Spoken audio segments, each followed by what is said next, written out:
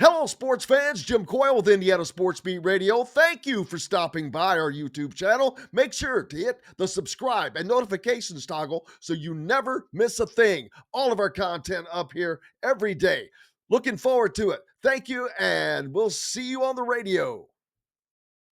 Welcome back to the Hard Truth Distilling Company studios here on this beautiful Thursday. Sir Bob Kravitz from justbobkravitz.com. There's no sir on front of that one. How are you? I'm tremendous. How are you? I'm not. I can't say I'm tremendous, but I love that. I love that. Yeah. What causes the tremendous feeling of today? A good night's sleep. That always helps. I just rolled out of bed and you go at it. You just attack the day. It's gonna attack the day, by God. Love it. That is the man. What is new with Sir Bob Kravitz? Not a lot. I'm going to dive into the IU situation at some point here very soon. Is there a situation? Apparently there is. Apparently it's not a good thing to lose back-to-back games by 25 points. So you're saying it's not all kumbaya down in Bloomington? Well, you know, when does Buckner's time end as the head of? I think this summer. Is it coming up? Yeah, it's coming up. Isn't that coincidental? Yeah. So, boy, save for a miracle comeback. It's just hard to imagine that Mike comes back next year. Quite honestly, I have questions whether he'll even finish out the season. Now that's Indiana. That would be his own decision. I don't see Indiana making a move either way until the season has completed. They just have not done that sort of thing. Now, in this case, I'm not sure it wouldn't be the best thing. Right. Because that way you capture some momentum, and not necessarily by wins, but fans would at least take it as, okay, they care, they're going to do something about it. Because I'm not, obviously, change is afoot. There's yes. This team is not going to magically get better, people. It's been 4 years of the same thing, and so it's not going to change. It's not the players. It is the same old thing. Rick Bozich was on with me yesterday and just says, the whole regime has to be cleansed, a la football, which is what they did, and I get it. Why? How deep that goes, I don't know. Let me ask you a question. I'm interviewing you. Why do you think it hasn't worked with Mike? Boy, that's easy.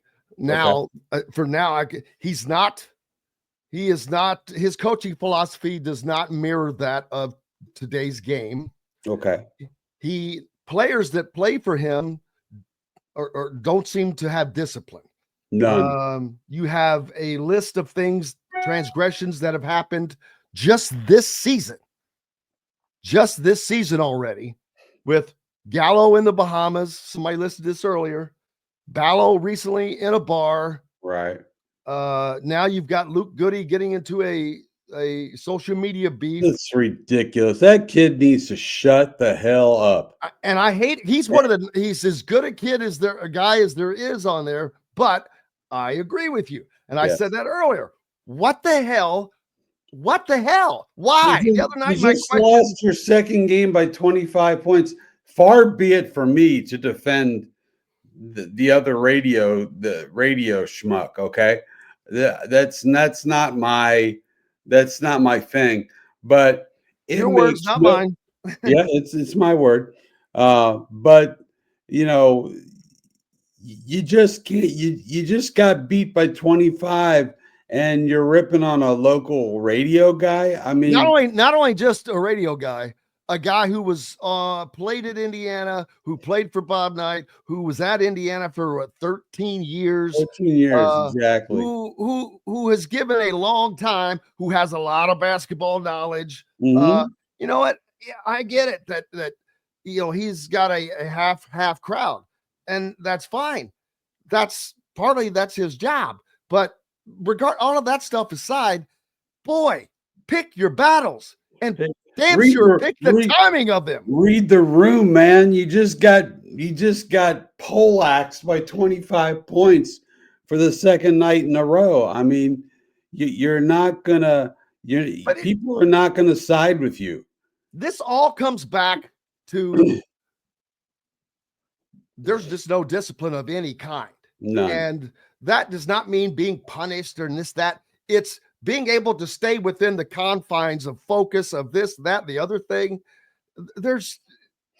Where is the focus? How is this in your periphery right now? Right. And I mentioned this earlier, but it's because I don't think I know it doesn't get asked enough.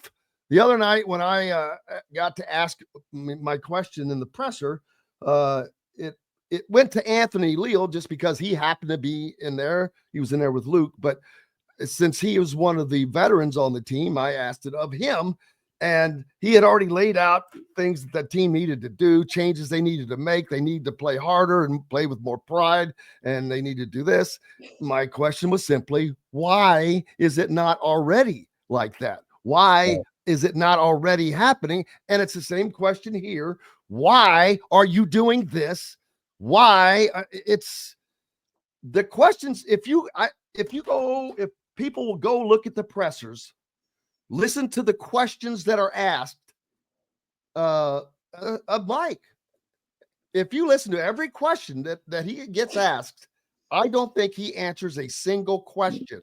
He gives an answer, but he does not answer a single question that is posed. I just got to get him over the hump. My ball club. Got to get him better. It's up to me. Now, if you go listen to other coaches, they talk about specifics. Right. But it's because they're tuned into specifics that sticks out in their mind.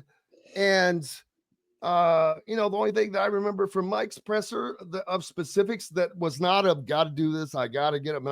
Oh, well, we got to get Malik back. We got to get Malik back. Yeah. Oh, yeah. And I'm like, yeah, because you've been missing Malik so badly.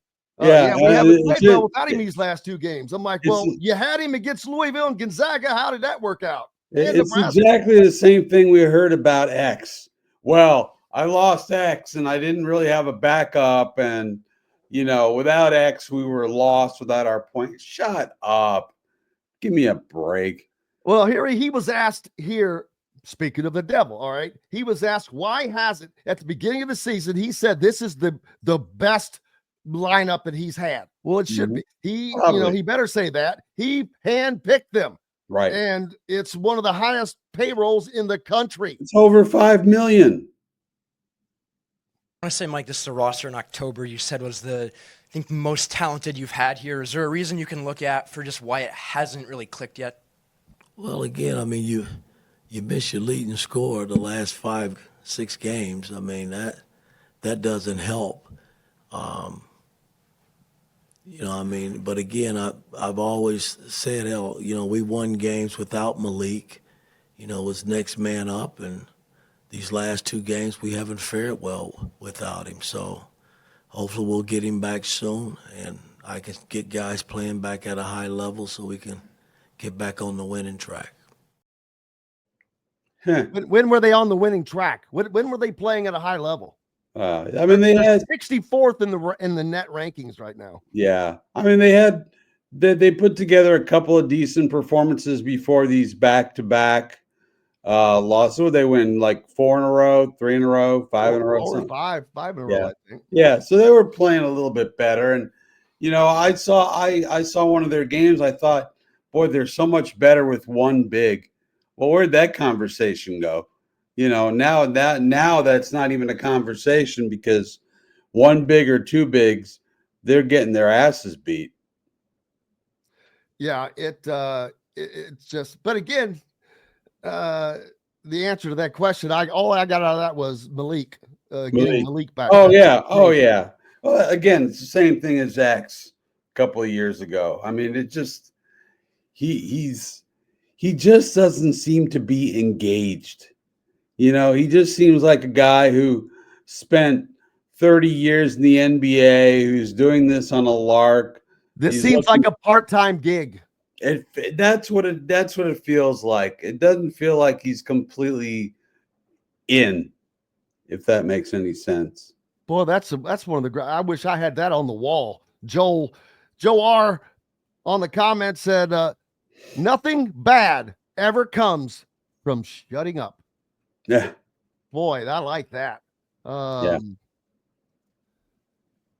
Yeah, that's something. But hey, they've got a lot of games ahead of them. They've got opportunities. I mean, they got 5 of the next 7 on the road, and I believe all 7 of those games are quad ones.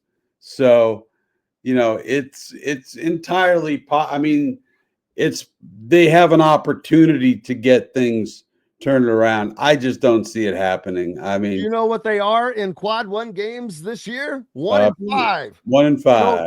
Do you know what they are under Mike Woodson? No.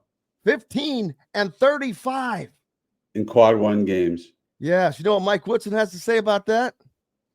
He's missing why they cannot beat the good teams? Well, I mean, we've had some good games against big-time opponents over the 3 years. The record doesn't indicate that. It's tough, I mean, when you prepare and you work, because we work and practice, we do all the things that you're supposed to do going into the game, and guys just didn't step up tonight, and they didn't step up in the Iowa game. I can't go back to past years. Coach was staring me in the face right now, and we just got to continue to work. I mean, still a long season. Hopefully we'll get Malik back soon. He's a big piece to what we do. And we could get guys back playing the way I expect us to play.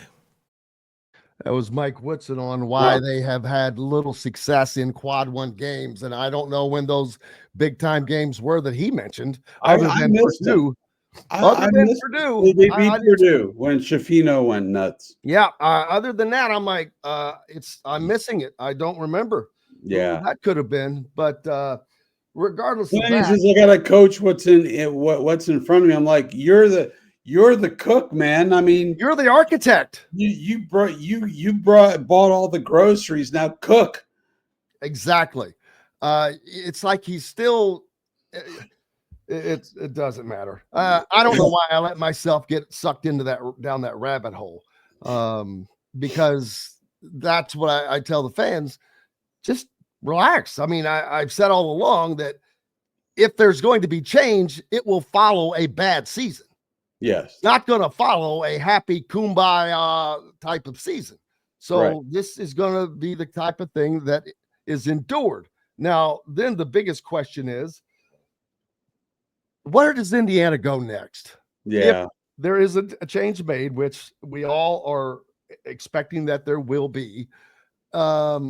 Where does Indiana go next? Well, that's a great question. I was just thinking that myself.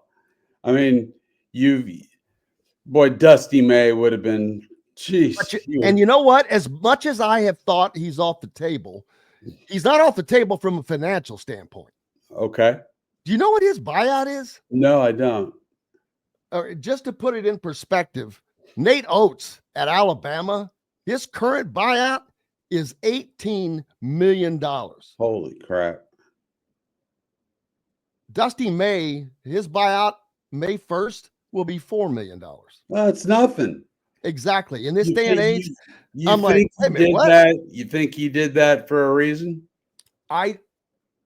That was brought up yesterday in a comment that someone made. I'm like, okay, I have shied away to saying that Indiana could get him because I don't know that he still has his family still lives here. For those of you that don't know, Dusty is from Greene County, which borders Monroe County, or close thereabouts.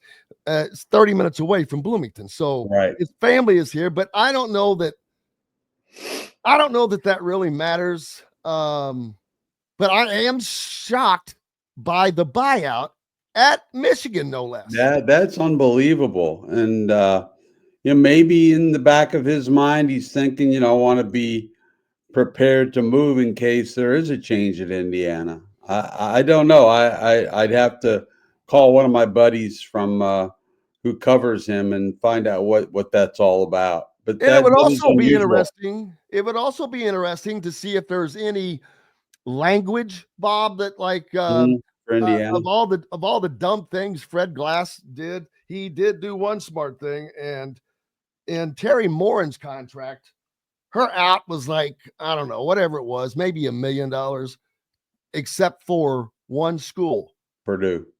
And it was like, 20 million or something ridiculous. And I'm like, that's funny. It is funny. It was funny.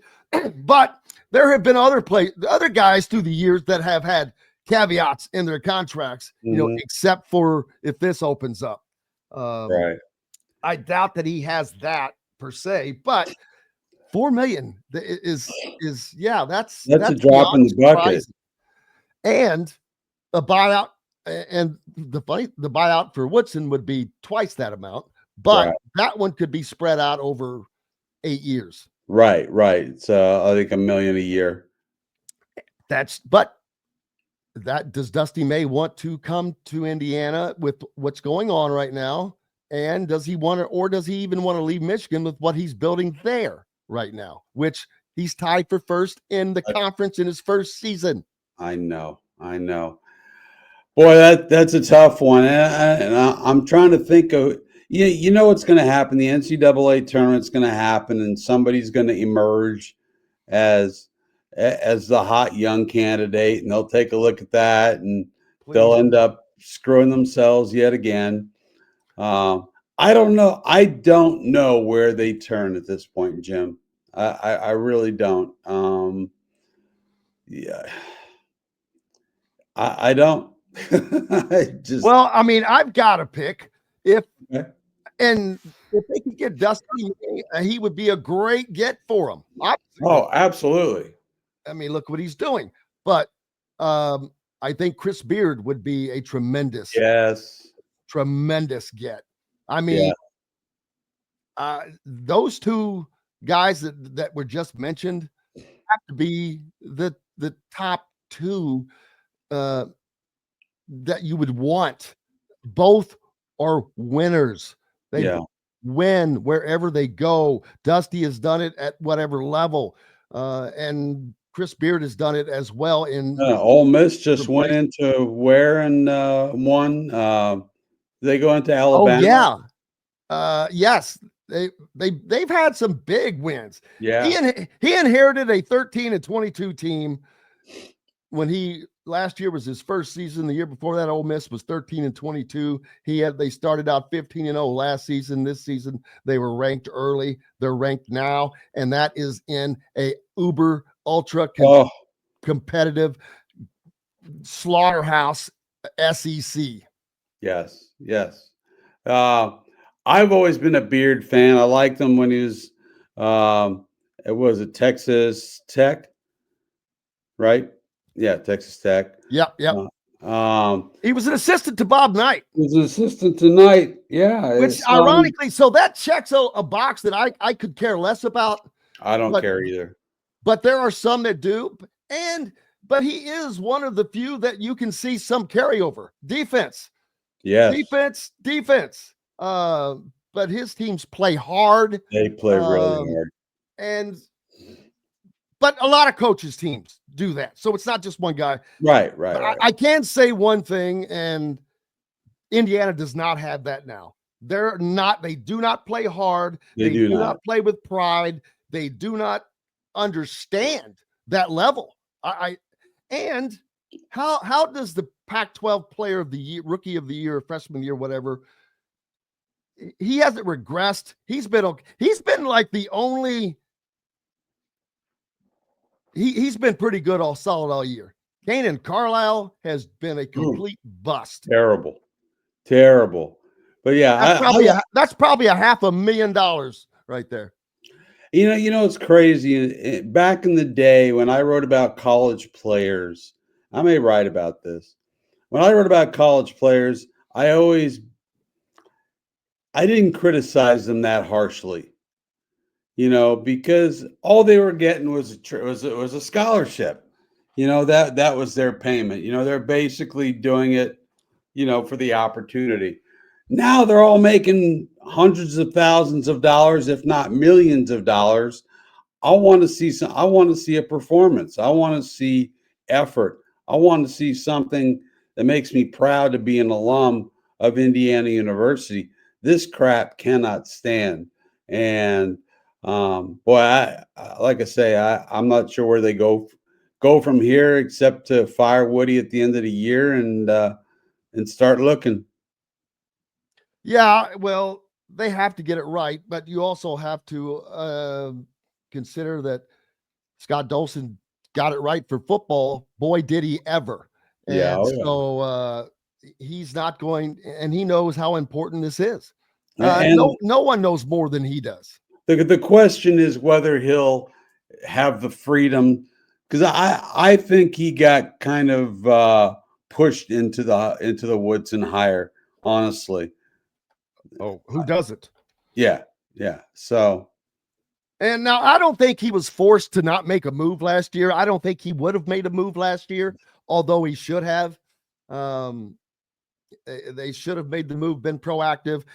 That would have shown that, all right, we're serious about this. Now you're forced into a position. You go into this negative. You could have made the move, gotten better without having any of the negativity. right Now you're back to having all of this negativity around the program, and it's not good. It is like it festers, and it hasn't healed from Archie Miller.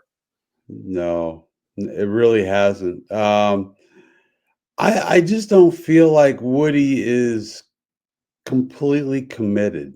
No, I don't think he knows how deep the commitment it takes. I've said that. That's an issue. I don't think he understands the commitment a college coach has to make. Right. A college coach has to be in the gym watching players play a lot. A college coach has to have the drive to want to do that. A college coach has to have the will, the drive to be the best and to do whatever it takes. Earlier, when during that last piece I played, he said, we do all the things we're supposed to do before the games in practice. And I'm like, really? I don't know that he knows all of the things they're supposed to do because they don't do them on the court. No, they don't. They're not. So that's enough of a beatdown section. What's up next for you? Beats the hell out of me. I'm probably going to jump into the IU fray at some point. I wrote about 10 years of Deflategate yesterday, since Deflategate.